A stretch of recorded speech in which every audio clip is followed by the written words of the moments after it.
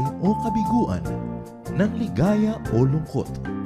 Kaya marapat lamang na tanggapin si Jesus bilang tagapagligtas at Panginoon.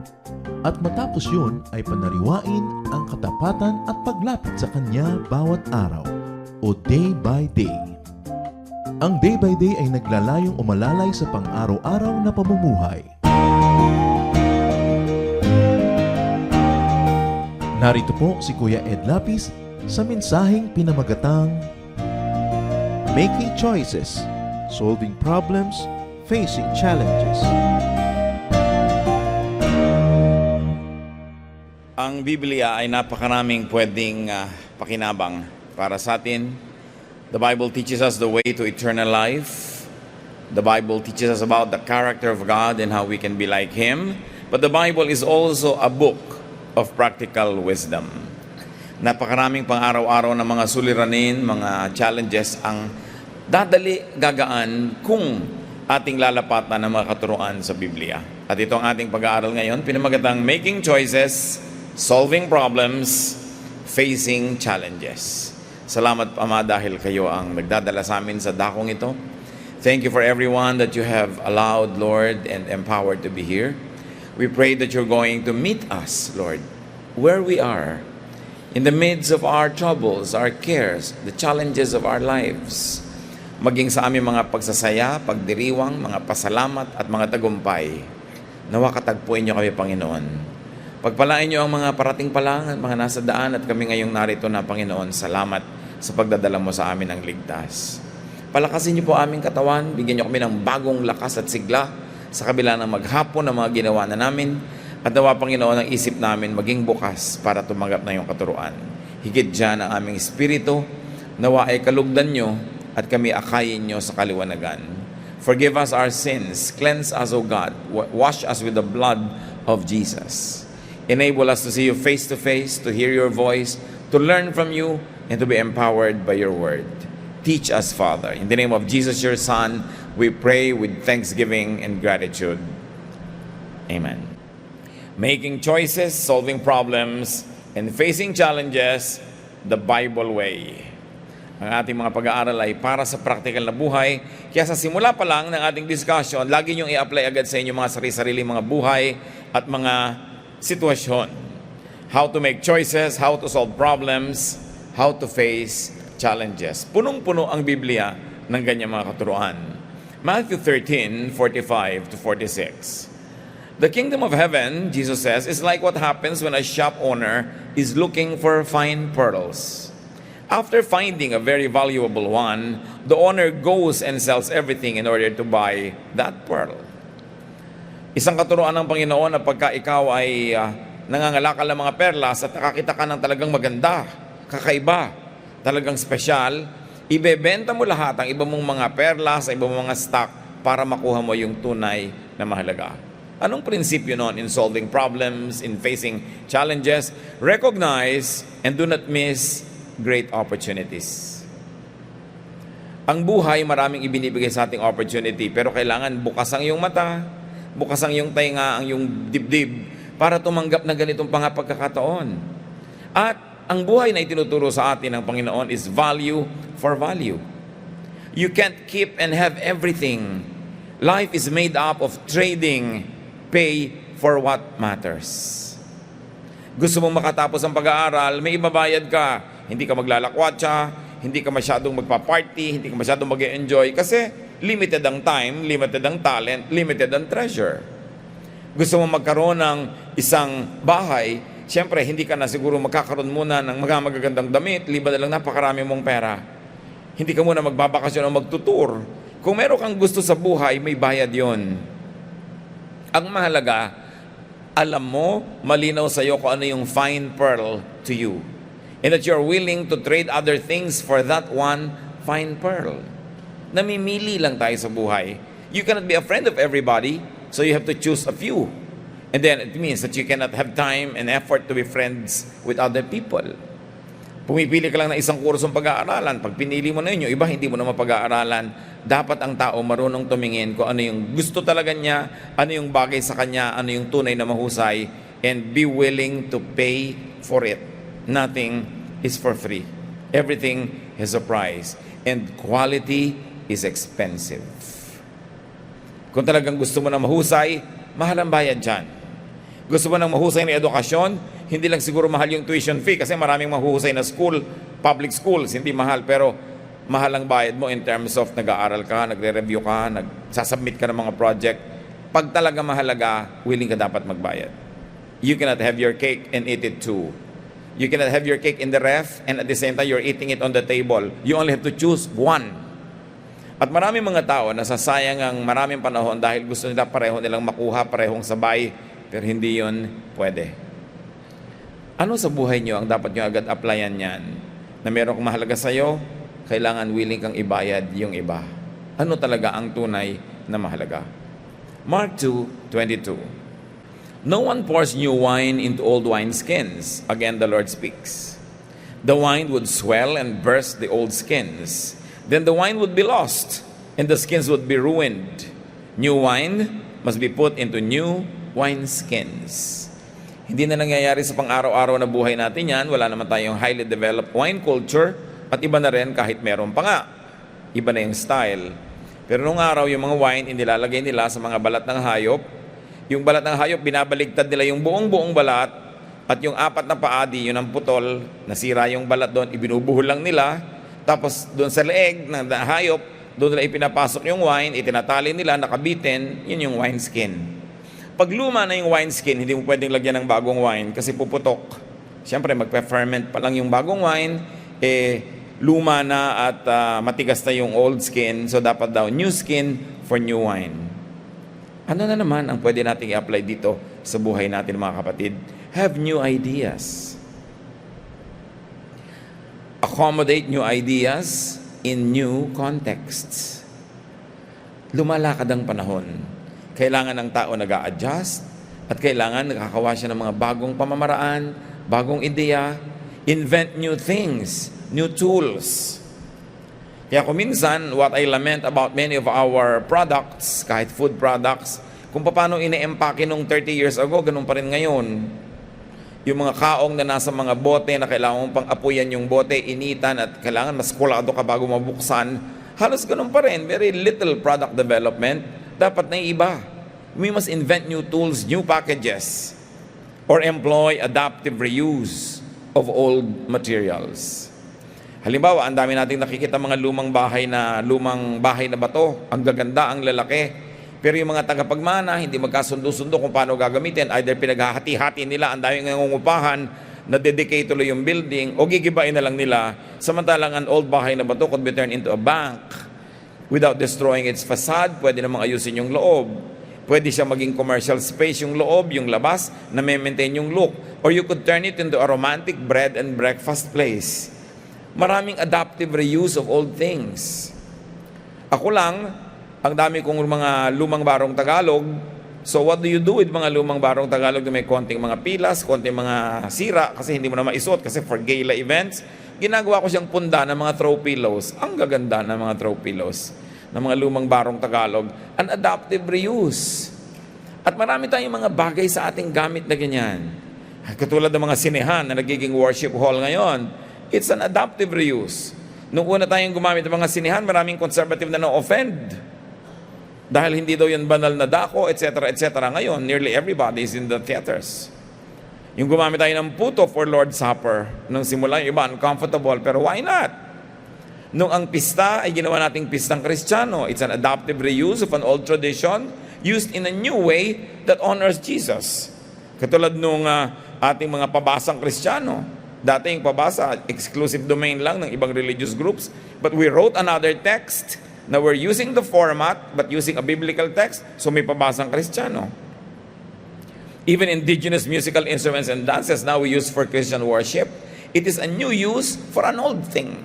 Why throw it away when you can adapt it and use it for a new purpose? We've got to also invent new methods. Kailangan may mga bagong paraan ang buhay. Hindi laging yung kinagisnan, yung laging paulit-ulit-ulitin mo kung meron ka nang nai-improve na paraan. New organization, new systems, new approaches, new way of doing things. Kaya maraming family corporations hindi nag-grow Kasi lagi na lang yung pamamaraan ni Lola ang i-adapt nila. Maaring maraming effective na pamamaraan si Lola, pero sa pagbabago ng panahon, meron ka rin dapat na baguhin. Kailangan naiiba ang ating mga pamamaraan. In fact, even words, we have to invent new words. Because words can entrap, can fossilize, and can freeze people. Kaya, to be free, invent new words or invent new meanings. Katulad ng ginagawa nating mga fellowship sa mga bahay-bahay, we call it sambahay. It's an invented word, samba sa bahay. For a Bible school, we use the word kaliwanagan kasi talaga namang enlightenment ang pwede natin gamitin dyan. Even for pastor, I prefer being called kuya because kuya, culturally speaking, is better for us. Mas maraming kahulugan yun kaysa yung foreign word na pastor, which is not really taken root in our culture. Imbes sabihin mong simbahan o fellowship, you call kapatiran. So old words can be reused. And in fact, even new words can be invented to express new ideas. So pag may mga sinosolve tayong mga problema, katulad ng pag sabi mong word na problema, problema agad. It might be a challenge. No? It might simply be, another way of doing things. But often choose not to be conservative. Kung gusto niyo makasunod sa panahon, makinabang sa mga bagong mga umuuso at hindi matalo at malunod nito, choose not to be conservative all the time. Even the Lord Jesus Christ was not conservative. He was very revolutionary. John the Baptist was not conservative. Ang ginawa lang nga ng mga simbahan, itinrap nila ang Lord at saka si John do sa AD 33. Kung ang Panginoon ay nandito ngayon, kasama natin in the flesh, I'm sure maraming gagawin siyang adaptive reuse of old things at hindi niya igigiit na ipamuhay natin ngayon yung style 2,000 years ago. The Lord Jesus Christ will be the last to insist that we become conservative because He was not.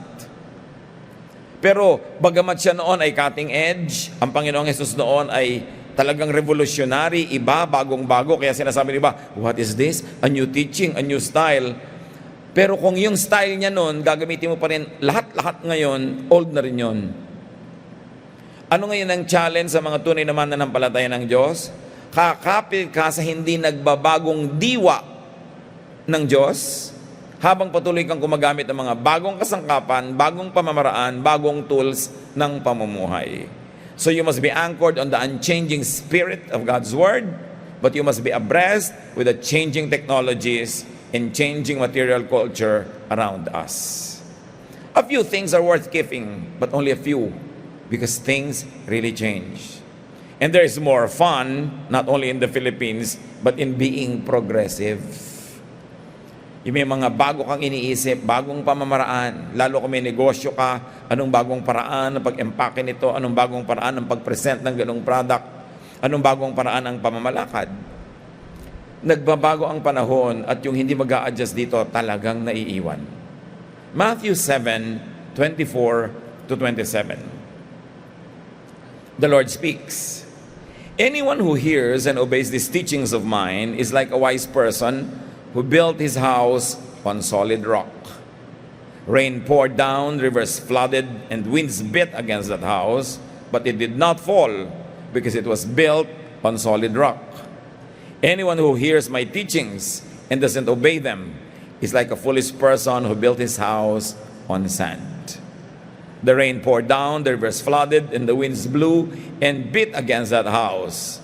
Finally, it fell with a great crash." Ang matino daw tao, kung gagawa siya ng bahay, gagawin niya sa ibabaw ng bato. Preferably mataas na bato at hindi sa buhangin na maaaring kumilos yung buhangin sa agos ng tubig o kaya ay lumubog sa konting baha.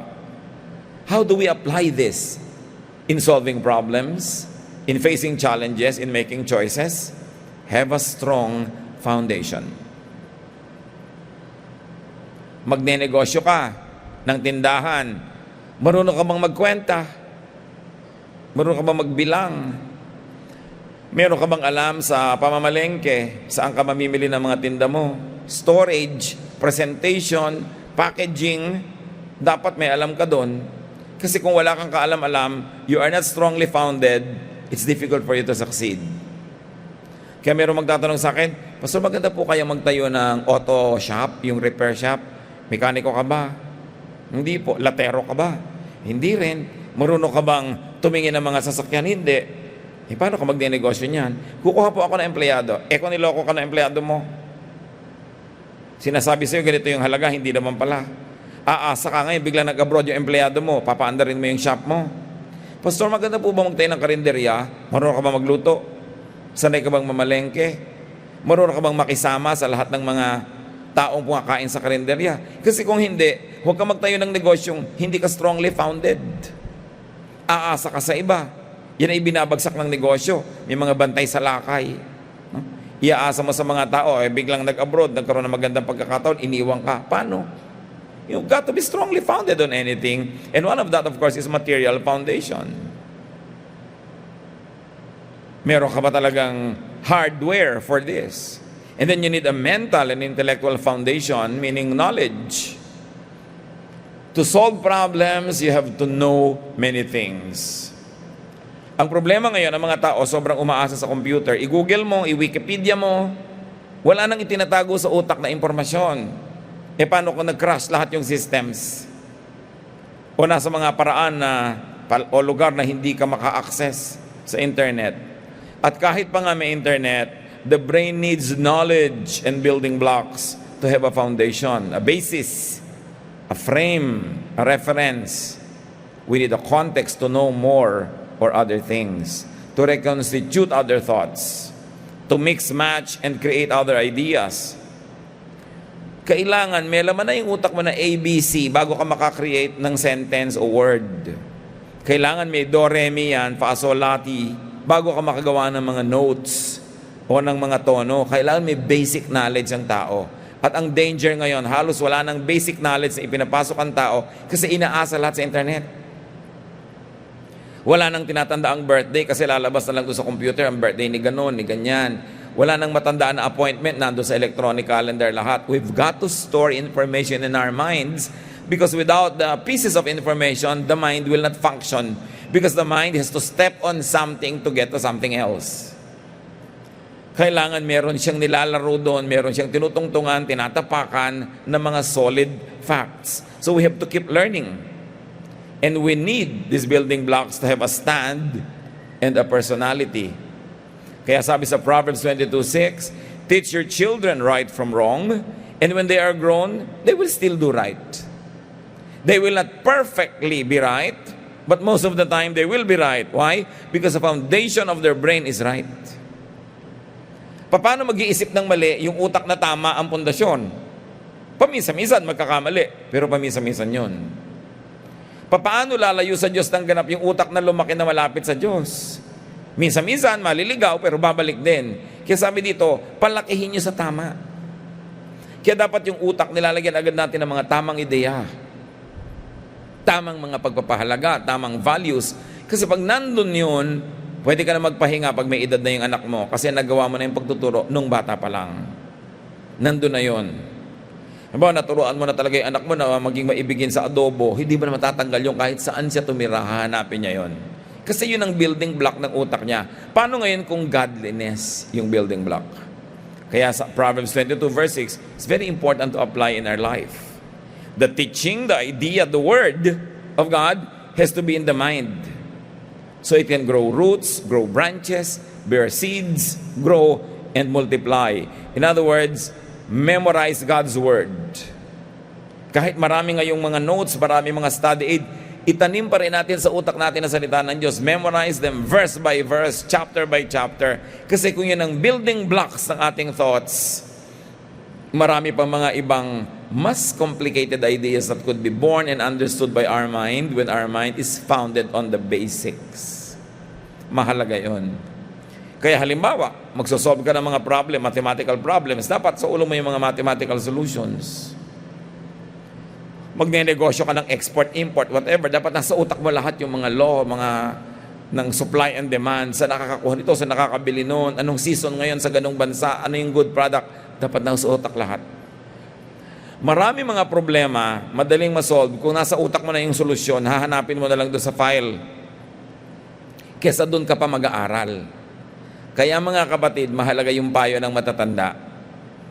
Kasi ang dami nang nakastore sa file sa utak nila. Ay, ganyan ang ginawa ng isang babae noon, ganitong problema niya, ganitong ginawa niyang solusyon. Alam niyo, nakafile kasi sa utak niya. At yan ang pinagkaiba ng bata na maraming edukasyon at matanda na maraming karanasan. Pag pinagsama mo yung dalawa, di ang galing ng kombinasyon.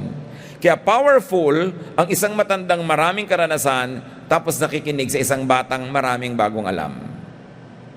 At powerful din yung batang maraming alam tapos nakikinig sa payo ng isang matandang maraming karanasan. Bihira kasing napagsasama yan. At maraming sa mga matatanda, maraming karanasan, pero ayaw naman mag-aral ng bagong impormasyon. You also get frozen in time. O kaya yung mga batang dahil maraming alam na impormasyon, ayaw makinig sa payo ng matatanda, nalulugi ka. Dahil yung maling nagawa niya, kailangan gawin mo pa para malaman mo na A goes to B. It's important to be furnished with such backgrounds. Kaya, paano natin hinahanda ang sarili natin sa pag-solve ng mga problema, sa pagharap sa buhay? Dagdag ng informasyon, at the same time, inaalala natin and we learn from our experiences. And also, we always develop our skills. Yung skill mo dapat, padagdag ng padagdag. Halimbawa, aircon mechanic ka, 10 years ago, empleyado ka ng isang cutting-edge aircon company, tapos nagtayo ka ng sarili mong negosyo, pero maluluma ka kasi walang nadadagdag na alam. Hindi ka abreast unless you attend seminars, unless you study new products, new trends. Ang mangyayari, pakonti ng pakonti ang kaya mong gawin kasi dumadami yung mga problemang hindi ka na-equip to solve. Kaya yung mga nurses, mga doctors, mga healthcare professionals, umaattend sila ng mga periodic seminars. Yung mga licenses ng mga ibang professional para ma-renew, kailangan meron ka mga certificate na umattend ka ng ganito, ganyang seminar, na-update ka, na-upgrade. Kasi ang dami ng mga technology ngayon na hindi available 10 years ago, even 5 years ago. So kailangan nalalaman mo yun sa buhay. Huwag tayong makontentong, ayoko na mag-aral, ito na lang ang alam ko. There are many people who reject studying, for instance, computers, studying modern technology, but it is inescapable. Mahalaga na buksan yung isip at huwag magmatigas kasi ang skills natin dapat parami ng parami. Kaya ako minsan, katulad yung mga negosyong spa, massage, foot massage, kung ano-ano, sa simula magkiklik, magpupunta ka doon, magpapafoot massage ka, pero after 3-4 visits, ayaw mo nang bumalik, tinatamad ka na. Kasi yung therapist, yun at yun din ang ginagawa sa'yo, wala nang bago. Wala nang nadagdag. Kung ang alam niya noon, thigh kunwari na massage, hanggang ngayon, thigh kunwari pa rin, hindi na naging totoo. O hindi siya natuto ng ibang style. Ganon din naman kuminsan, kahit sa church, di ba? Kuminsan, nakakatamad ng umattend ng Bible study kasi yun at yun yung lesson. Yun at yun yung message. So pati mga tao tinatamad na magpabalik-balik. Hindi lang sa ganito, sa lahat ng bagay. Kailangan laging may bago, may nadadagdag, may iba. Para lagi kang interesting. It is important to keep evolving. Yung negosyo mo, kailangan mayroon kang bagong nadadagdag. Mayroong bagong napapala ang mga tao, especially kung may kakompetensya ka. It is important. Ganon din yung mga mag-aasawa. In love kay Mrs. Biglang 20 years ago, iba na ang gustong kasama sa buhay. Kasi pala si Mrs. hindi man lang nag-grow. Mula nung ikinasal, wala nang ibang naalaman sa buhay. Yun. Samantalang halimbawa, yung mister, kung siya yung professional, siya yung nasa field niya, ang dami niyang nakakasalamuha ng mga kapwa niya professional, kapwa mga patuloy na umaattend ng mga bagong mga seminar, nag-aaral, na-engage yung utak niya habang lumalaki. Tag-uuwi siya ngayon sa asawa niya, biglang kailangan bumaba siyang kababa para magkaintindihan sila, nagkaka-stress. Kumisa naman, hindi kasalanan ng misis yun dahil talagang inalila na siya ng husband, talagang siya na yung katulong, siya yung tubero, siya yung cook, siya yung nurse, siya lahat. Kaya sabi niya, paano pa ako mag-grow? Di ba? Kaya kailangan binibigyan mo rin ng chance na mag-grow. Kasi lalo mag-asawa kayo, when you don't grow together, pag hindi sobrang tibay ng pag-ibig nyo, you fall away from each other. Because you get attracted to people that you can communicate better with. It's important to grow. It is how you solve life. halaman lang yung cute na bonsai. Sa tao, hindi. And I don't mean size, I mean utak. No? Kailangan hindi bonsai ang utak mo. Nadadagdagan ng alam. Espesyalidad mo halimbawa, adobong pusit. Interesting, no? Pero kung 10 years na wala ka pang alam gawin kundi adobong pusit, magiging boring ka na nun. Kailangan marunong ka naman ng sinigang na pusit. Pusit with ice cream. Yung kakaiba naman, ano? Pusit con yellow. Interesting tong taong to. May pusit pa with, tiramisu. Oo. Di ba interesting? Kaya hindi parang gano'n na lang ng gano'n ang buhay. Ecclesiastes 10:10, if you don't sharpen your axe, it will be harder to use. If you are smart, you will know what to do. Magtataka ka, merong mga ginang, ang kanilang kutsilyo sa kusina, 5 hiwa na nila sa isda, hindi pa tumatalab ang gilid. Hindi naman nila hinahasa. Hindi naman sila bumibili ng bago. May mga bahay na walang gripong umaandar, may isang tabo, ang tabo, nasa ng tabo? Kukuhanin sa banyo, nasa ng tabo? Nasa kusina, nasa ng tabo? Nasa garden. Mahirap bang bumili ng 10 tabo? Ang mura naman nun. Hindi ini-improve yung buhay. So sharpen your tools. Whatever your tools. Ini-improve mo yan. Kung minsan hirap na hirap ka sa paglalagay ng mga ulam sa bahay, bumili ka lang ng 10 additional Tupperware-like products, luluwag na yung buhay mo. Meron kasing tao, tinatanggap niya na gano'n lang yung buhay, ayaw niyang gawa ng paraan para lalong gumanda, di naman mahal. So improve skills, improve methods, improve tools, and venues. I remember a story I have told some of you already. There's this woman who was baking a fowl, turkey yata, okay? O hamon, niluluto niya sa oven, tapos lagi niyang binabali yung dulo. Ang hirap yatang baliin yung buto ng hamon, ano? O kaya yung buto ng turkey, o buto ng kung ano man na ibe-bake mo, ang hirap. Pero lagi niyang binabali pag magbe-bake siya. May nagtanong finally dahil naobserbahan na siya. So bakit lagi mong binabali yung dulo? Kasi sabi niya, ganyan magluto ang nanay ko eh. Yung nanay niya, kinopya niya, binabali yung dulo nung niluluto sa oven. Eh yun naman pala, ang liit-liit kasi ng oven ng nanay niya. Hindi kasya. So binabali, no? Ngayon, ang laki-laki na ng oven niya, binabali pa rin niya. Hindi niya alam kung bakit. Basta ginagawa lang niya kasi nang nakalakihan niya. This is what we mean. Huwag kayong gawa ng bagay dahil lang nakita nyo, nakalakihan nyo, nang hindi nyo iniisip kung ba't yung ginagawa yun. Kasi baka pwede nyo ma-improve. And how much effort will you save by not breaking this hard bone?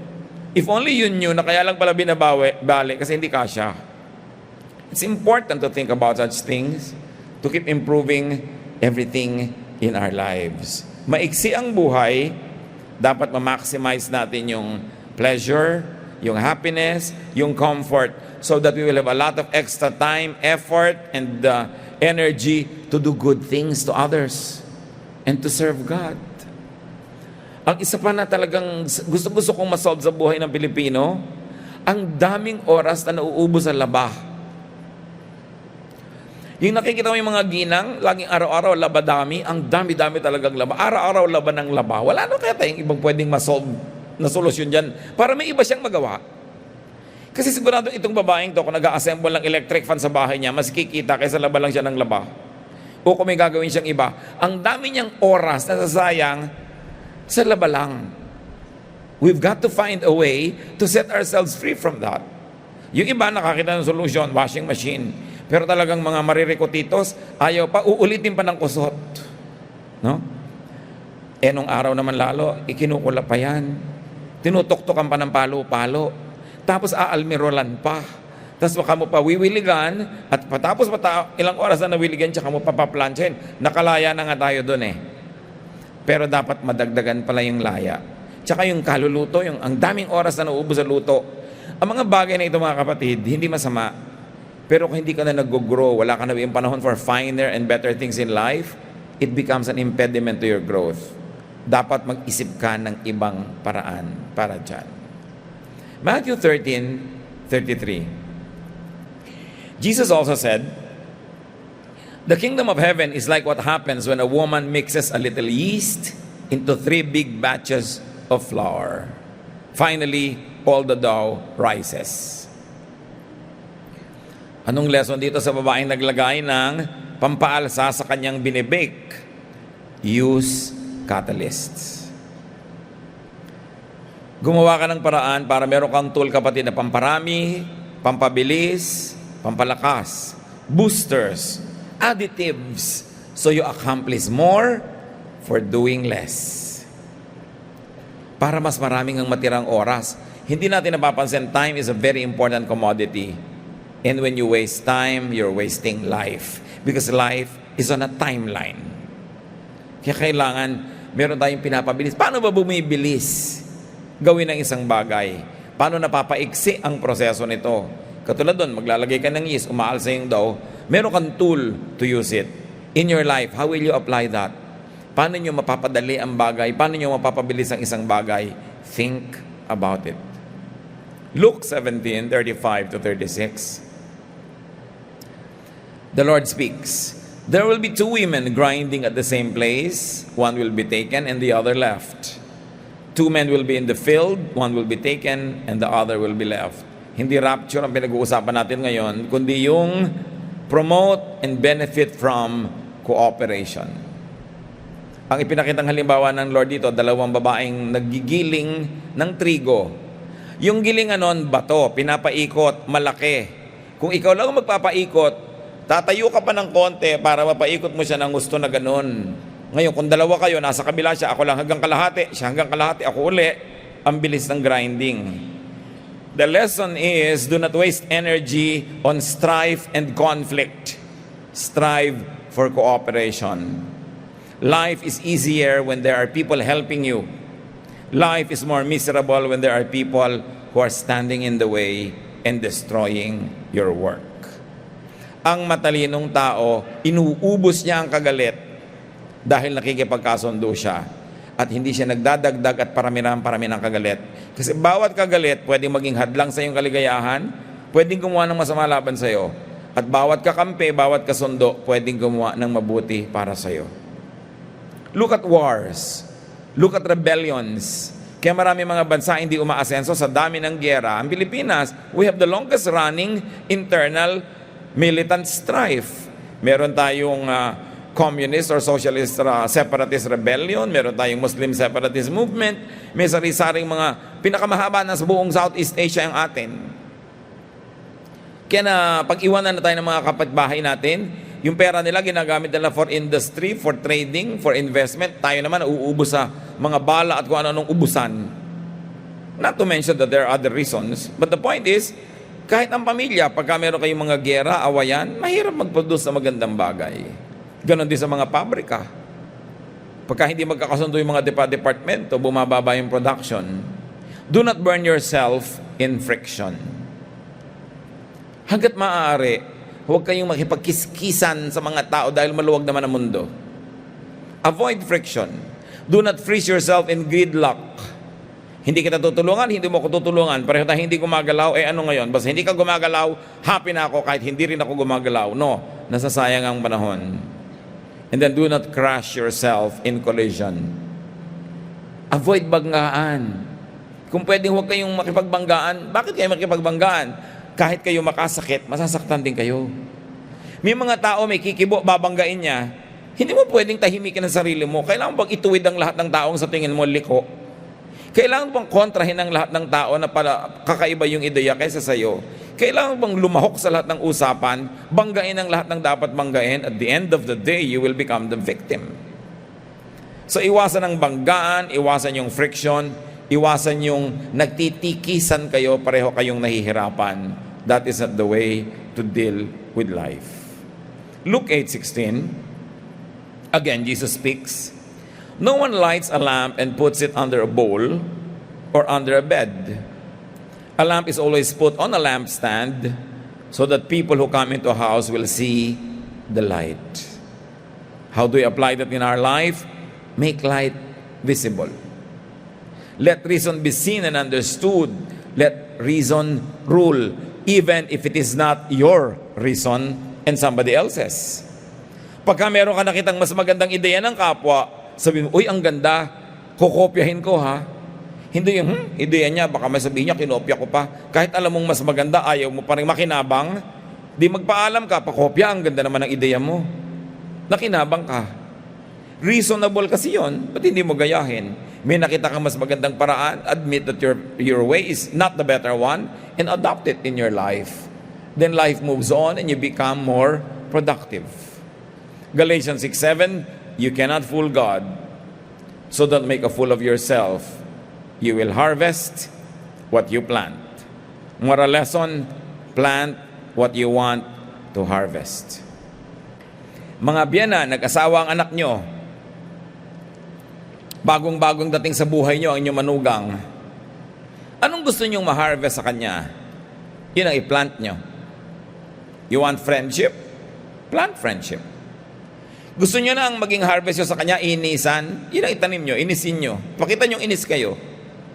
Because you will harvest what you plant. Kaya dapat mga kapatid, alam nyo, ano bang gusto nyong anihin sa buhay? Simple lang naman, di ba? Di yun ang itanim nyo. Kaya kasabihan ng matatanda, ang mangga ay hindi namumunga ng chiko, ang santol ay hindi namumunga ng mais. So ang paggawa ng masama sa kapwa, anong mabuting bunga nun? Di wala. So kung anong gusto nyong anihin, itanim nyo. Sa bata, anong gusto nyong anihin na ugali niya? Yun ang ipakita nyo ugali, yun ang ituro nyo sa kanya. Hindi man maging perfect copy of your ideal, yung mangyayari sa kanya, hindi naman sobrang lalayo. Kasi yun ang itinanim. Rubbish in, sabi nga nila, rubbish out. So what do you do with your life? In making choices, in solving problems, in facing challenges, learn from the Bible. Hindi lang pang langit ang Biblia, bagamat mahalaga na tinuturo ang daan patungo sa langit, pang lupa din. At marami siyang gamit para sa pang-araw-araw na buhay. Therefore, know your Bible. There are so many teachings there that are so useful. A-adjust mo lang kasi hindi naman lahat ng sitwasyon ng araw, yung pa rin yung sitwasyon ngayon. Kaya pag hindi na kayo magkamukha ng sitwasyon, i-adjust mo yung paggamit ng verse. Huwag mong gagawin Diyos yung verse na hindi na siya totoo dahil iba na yung environment, pipilitin mo pa rin i-apply ngayon, iba na yung kalagayan. Ang dapat lang hindi nagbabago yung diwa, yung espiritu nun, pero pwedeng magbago ang katawan, yung anyo, yung kulay. Jesus wants you free.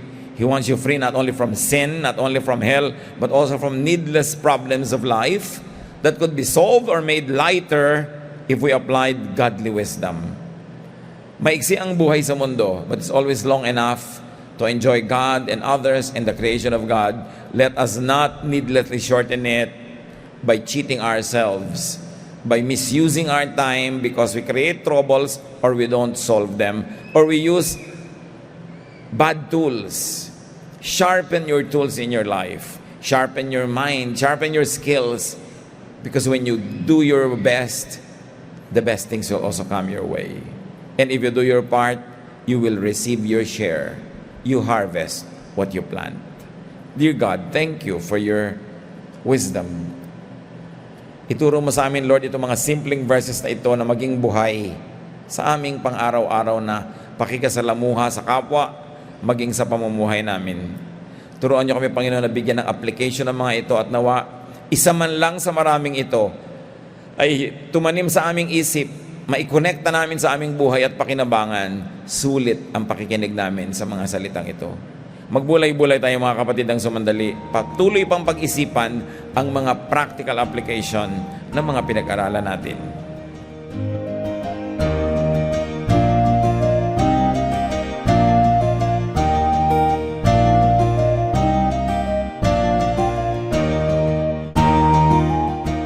Ang katatapos pong mensahe ni Kuya Ed Lapid ay pinamagatang Making Choices, Solving Problems, Facing Challenges.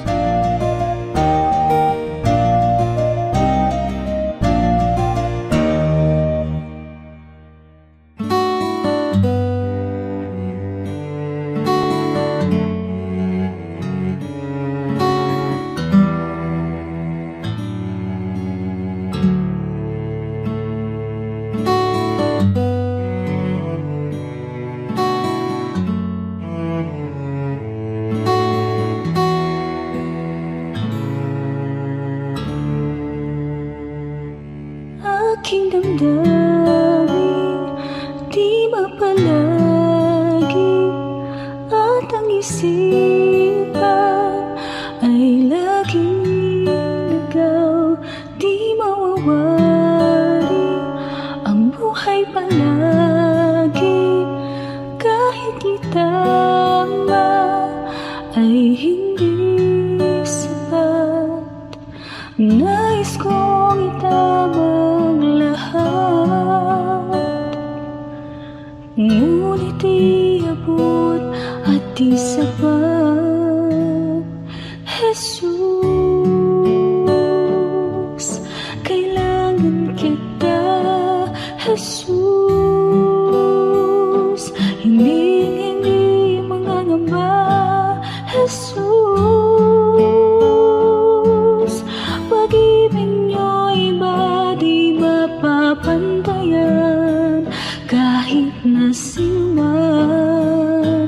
Jesus, kailangan kita. Jesus, sa'yo'y hindi mangangamba. Jesus, sa piling niyo ako'y laging may pag-asa.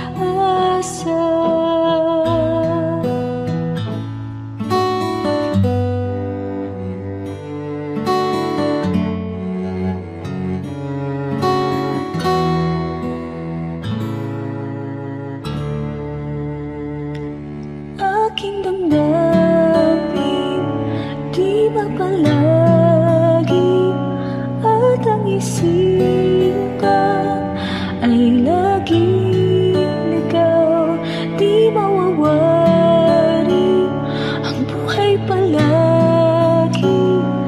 Kahit itama ay hindi sapat, nais kong itama ang lahat. Ngunit iabot at di sapat. Jesus, kailangan kita. Jesus, hindi mangangamba. Jesus, pag-ibig niyo'y ba di mapapantayan kahit na sino man. Jesus,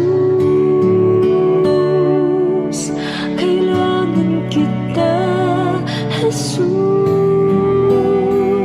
sa'yo'y hindi mangangamba.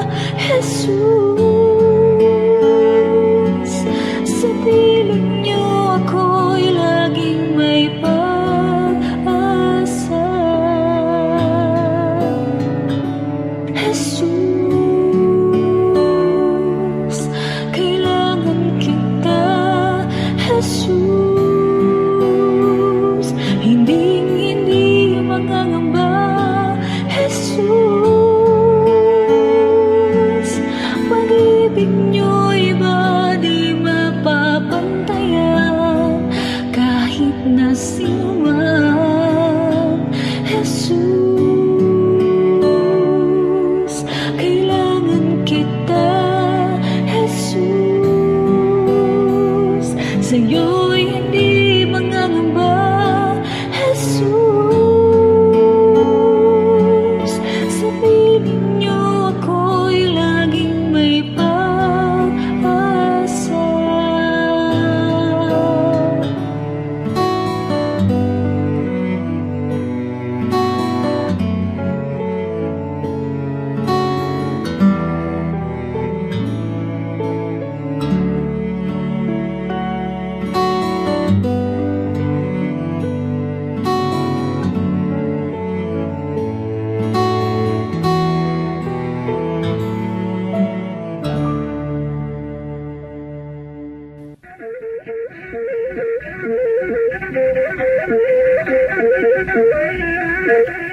Mayaman sa hiyas ang ating bayan, at isa sa hiyas na yan ang musika.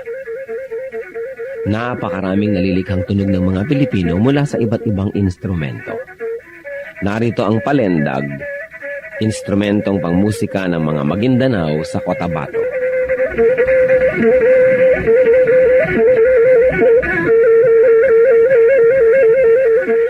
palendag ay yari sa isang manipis na buho na may 2 sentimetro ang bilog at 90 sentimetro ang haba. May 4 na butas ang palendag, isa sa ilalim para sa hinlalaki ng tumutugtog at 3 naman sa ibabaw para sa iba pa niyang mga daliri.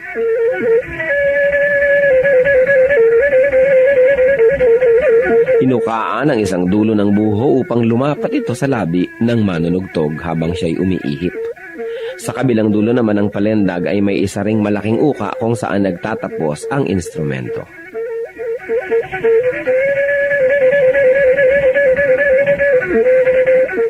Ang pagtugtog ng palendag ay pawang improbisasyon ng manunugtog. Wala siyang sinusunod na sukat o ritmo at ang pagtugtog ay pagpapahayag niya ng kanyang nadarama, lalong-lalo kung siya'y nagliligaw o nagpapahinga.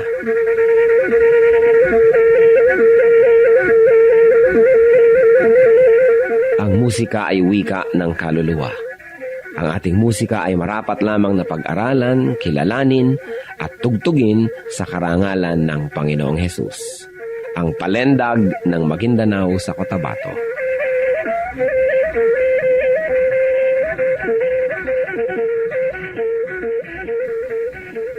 Sa inyo po, Panginoon, lapat itong aking loob na sumilong at pasakop, makisuno at sumukob. Sa tuwing kayo'y lalapitan ay lagi nang gumagabay, taus-pusong lumilingap sa bawat pusong sugatan.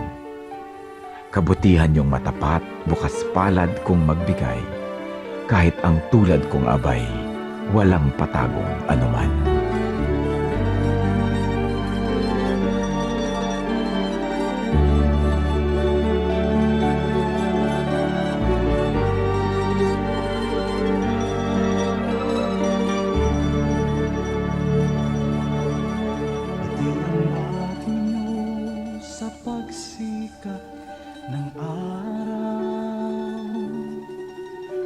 Sa karilagan ng takip siling at sa kandili nyo ako'y hindi maliligaw. Latnan man ang unos sa lalim ng dilim. Kung sisikapin kong bilangin ang mga bituin, isa-isahin ko man bato sa buhangin. Walang makahihigit sa lawak ng iyong pagtingin, sa kalinga nyo pagmamahal sa akin. Hallelujah, Hallelujah, Hallelujah, Hallelujah,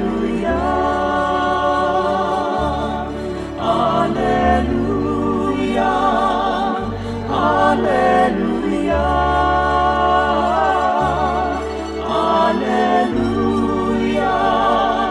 Hallelujah,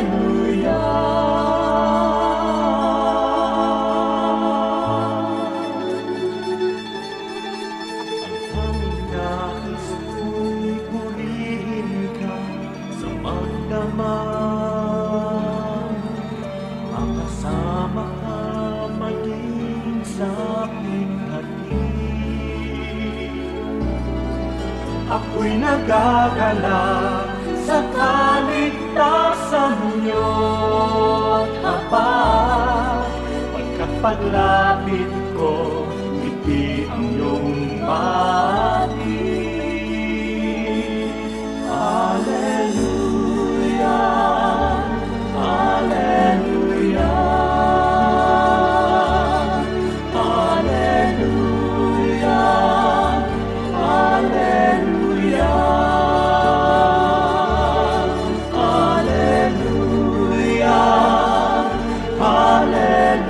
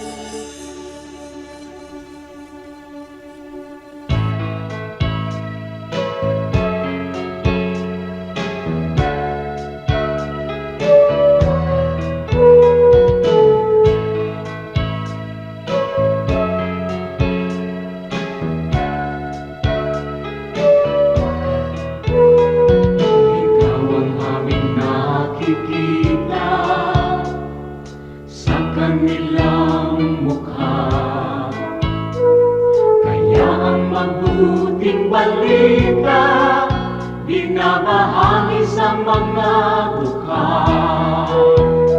Ngunit paano nilang masisilayan ang habag at pag-ibig mo kung hindi mapatutunayan sa aming patotoo? Kaya kung paano mo kami kinalingan, kung paano mo kami minahal, sa aming buhay nawa ay magbunga ng pagtitiyaga at pagpapagal sa aming kilos, salita at damdamin.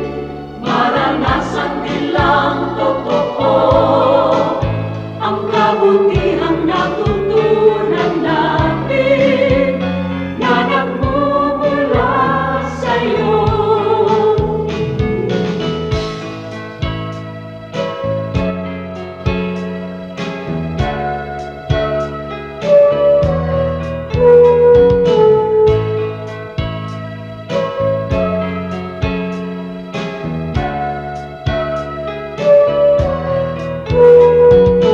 Kung ang tao at ang lipunan ay laging makasarili, sa'yo ang bagong panuntunan, ang maglingkod at magsilbi. Ang aming pananampalataya patuloy mong palaluin, at sa iyong dakilang biyaya di ka namin bibigutin. Kaya kung paano mo kami kinalingan, kung paano mo kami minahal, sa aming buhay nawa ay magbunga ng pagtitiyaga at pagpapagal sa aming kilos, salita at damdamin. Maranasan nilang totoo ang kabutihang natutunan namin na nagmumula sa'yo. Ang kabutihang natutunan namin na nagmumula sa'yo.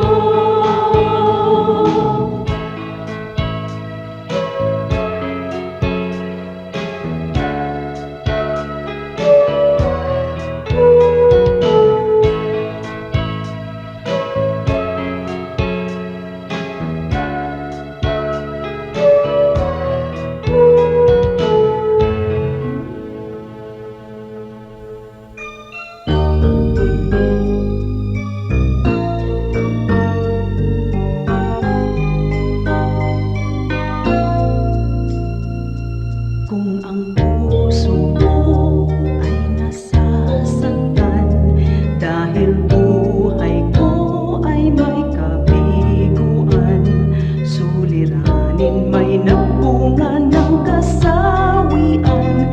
O Jesus, ikaw ay laging nandyan. Kung nagkamali't nagkasala man, ang patawad mo'y laging nakalaan.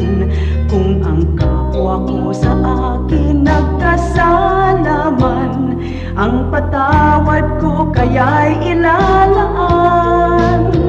Ang kabaitan mo ay dapat mong tularan sa buhay ko. Ang kabaitan ko, biyaya ng Espiritu, kabaitan ko.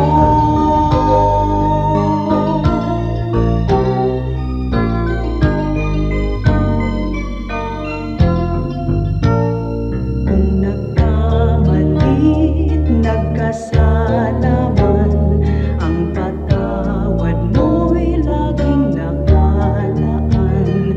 Kung ang kapwa ko sa akin nagkasala man, ang patawad ko kaya'y ilalaan.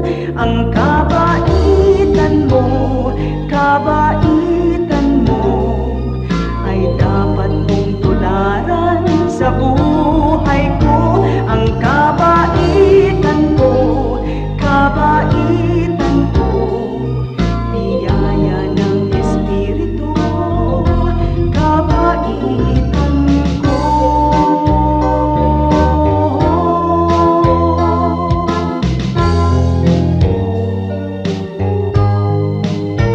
Ang kabaitan mo ay dapat mong tularan sa buhay ko. Ang kabaitan ko, biyaya ng Espiritu, kabaitan ko. Biyaya ng Espiritu, kabaitan ko.